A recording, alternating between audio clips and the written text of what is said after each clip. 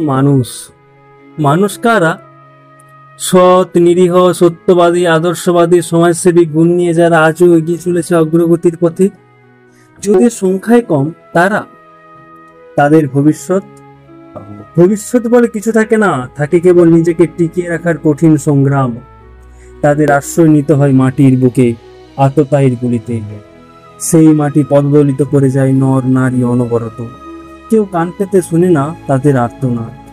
নাকি তারাই মানুষ যারা দুবেলা দুমুঠো খাবার জোগাড় করতেই দৃঢ় প্রতিজ্ঞাবদ্ধ, রাখে না দেশের উন্নতির, রাজনৈতিক দলাদলির, শিল্প গঠনের, জঙ্গলমহলের খবর?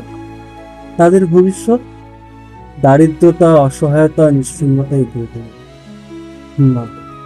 এরা কেউ বর্তমানের মানুষ নয়। বর্তমানে মানুষের সংজ্ঞা ভিন্ন স্বাদের।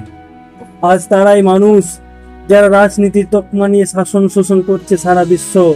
তারাই মানুষ যারা একজনের কাঁধে তুলে দিচ্ছে AK-47 নামক আগ্নেয়াস্ত্র।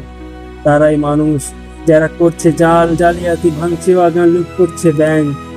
তারাই মানুষ যাদের হাতে নিত্য বলি হচ্ছে সাধারণ নিরীহ মানুষ, আর লুট করছে মা বোনেদের ইজ্জত।